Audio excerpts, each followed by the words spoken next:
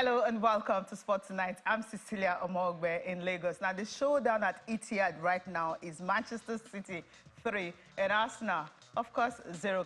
Kevin De Bruyne running riot right there at Etihad with 1 assist and 2 goals. Erling Haaland may not be scoring, but then he already got 2 assists in that game. John Stones also on score sheet, so it's 3-0 Arsenal. Title race showdown, not looking like a real title race showdown because just one team that is scoring all the goals. Well, this is how the program is looking like at tonight. We'll be talking about the UEFA Women's Champions League, the semi-finals are set. Arsenal Wolfsburg will be in action on Monday, but tomorrow night, which is a Thursday, you have Barcelona and, of course, Chelsea. They will be in action. We'll also talk about the new technical director, the new sporting director that the USA have actually appointed, and his focus is to see how he can get the USA unbeatable in all competitions. We'll also touch on the Premier League, the games for Thursday night. First, let's start off with build up to the FIFA Women's World Cup. And of course, the USA, they're doing enough, everything possible to ensure that no team will beat them. And of course, their new sporting director from Southampton, yes, that's where he was before the USA appointed him. He has been talking about what he needs to do to ensure that USA would be unbeatable. He understands what it means to play women's football. He understands where the USA currently are concerning women's football. But for him, he wants this team to be unbeatable so that no team will be able to catch up with them. They don't want the gap to be closed. Remember, they are gunning for a 3rd successive World Cup trophy. And of course, the World Cup we know is in Australia and New Zealand this year. It's going to start in July 20th. Of course, ahead of that kick-off, Matt Croker is saying that the USA team, he will make them so unbeatable. Let's take a listen to the new sporting director of the U.S. national team, both teams, men and women. But then he's focusing on the build-up to the World Cup in Australia and New Zealand. The immediate focus is going to be around supporting where I can the women's World Cup team as they get ready for Australia and New Zealand. And I'm really conscious that I guess I work really closely with Kate and the staff in the build up to that. And I guess 12 out of the last 13 years, the US women's national team has had an unbelievable record of being the #1 team, #1 FIFA ranked team in the world. But that gap is getting closed all the time. There's more professional leagues across Europe and the world now. There's more, I guess the players are fitter and stronger because they get to train every day in a professional environment. They're more tactically aware because they get the time to work. And obviously they're technically better players. So, that gulf of the chasing pack is right on our heels. And it's really, really important that I work with Kate and Vladko and all of the staff to make sure that we continue to identify what our competitive advantages are, and we continue to focus on those things to keep us ahead of those chasing packs. The chasing packs, talking about Brazil, Germany, England especially, are closing in. Remember, they are European champions. USA, no team have ever succeeded in winning the World Cup 3 times. Not men, not women, I mean 3 consecutive times. So that's what USA is aiming at. And that's why this new sporting director is saying, look, no teams will be able to close gap when he finishes with that team. Well, let's take a look at what's going to be happening tomorrow night on Thursday night, where you have Barcelona and Chelsea. They will be in action. Barcelona won the first leg by a lone goal. And of course, when you're playing at Camp Nou, the way the fans are buzzing and the way they play, so the players are hoping that they will be able to close this one on. And some of the players has been talking, especially one of them, the one who scored the goal against Chelsea just 14 minutes into that game. That was when that goal, the 4th minute, just 4 minutes into the game, talking about Caroline Graham Hessen, the Norwegian forward. She was the one who scored that only goal against Chelsea on Sunday last week. Of course, the last time Chelsea and Barcelona met was in the final 2021 when Barcelona defeated them. All goals scored in first half and, of course, ended 4-0. Assist of the shoulder, of course, you just saw her right there training with the team. She has scored 5 goals so far in the Champions League this season. 5 goals and, of course, 3 assists. So she's one of the key players you need to watch out for when they play tomorrow night.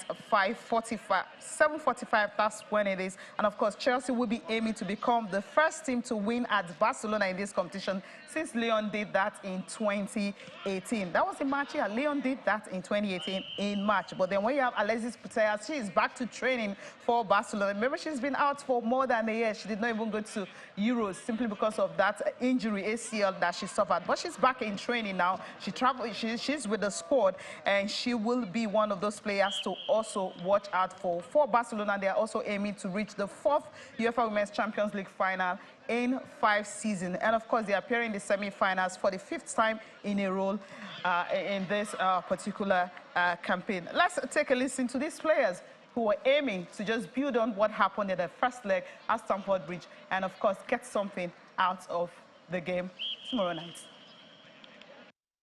We know that Chelsea has very good players up front that can hurt you in any moment of the game. We also know that we have to keep creating, keep making chances, and most importantly, scoring goals. And if we do those 2 things in front of our fans, which also will lift us up, I think we have a very good chance to pass to another final. And it's our goal to come to this final and to fight for this trophy. So it's not something we take for granted, but it's something we know that we can achieve. And now we're one step from it to reach the final again, and it's in our focus. 0 away against Chelsea is a good result. It's a strong result, and we take that with us, and we know that now we're playing in the Spotify Camp Nou with our fans. That gives us a lot of confidence, and we know it's going to be tough to meet us there. The Camp Nou usually is buzzing whenever these ladies are playing, so it tells you a whole lot. They will have to rely on the 12 to mind the fans for the game against Chelsea on Thursday night. So right here, we're rooting for Sister Toshola to continue our scoring spree at Barcelona. 8 games, 5 goals, 3 assists. What a fantastic way to be when you're playing in the top flight in Europe. All right, let's come to England and talk about the games for tomorrow.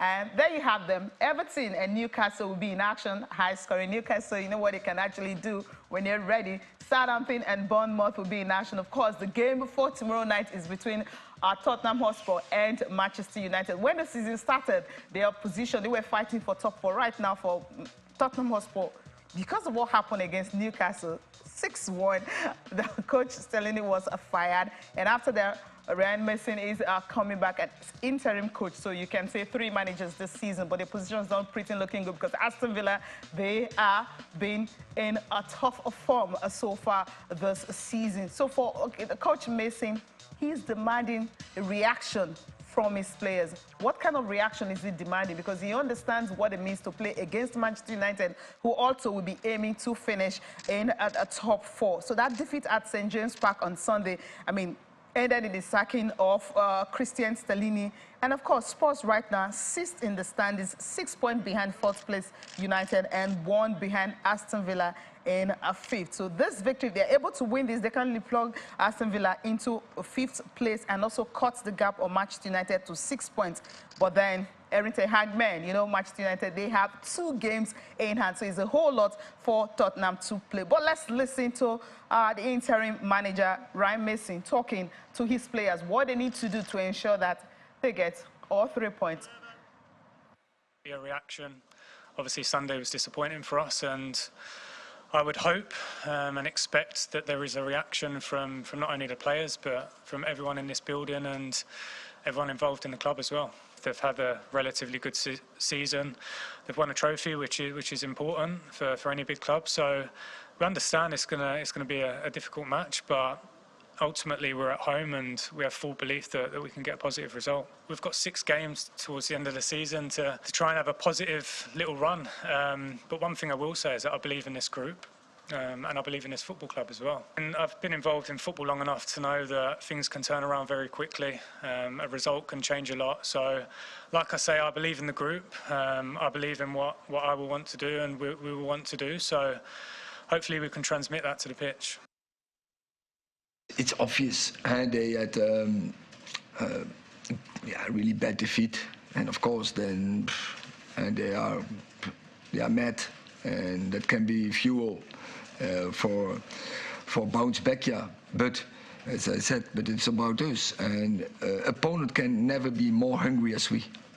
And that is how we have to prepare the game. And so make sure tomorrow we are ready to go front foot and be dominant and dictate the game. And for tomorrow we need that very good plan as well. You have to defend them as a team and He's a clever player, so don't allow him to come in the situations he can have a big impact on their game. Bruno Fernandes is, you don't know yet, is a question mark. But I think for the rest, we are quite okay. So we all have seen he played full game, and it happened in the first half. But yeah, Thursday, so tomorrow is quick, but we have to see coming hours what is possible. What is really possible when you have a key player who has scored 5 goals for you and also having so many assists this season. Of course, that's the player you wouldn't want to miss in a crucial game like that. That's it for the show tonight. Thank you so much for watching. I'm Cecilia Omongbe. Have a good night, guys.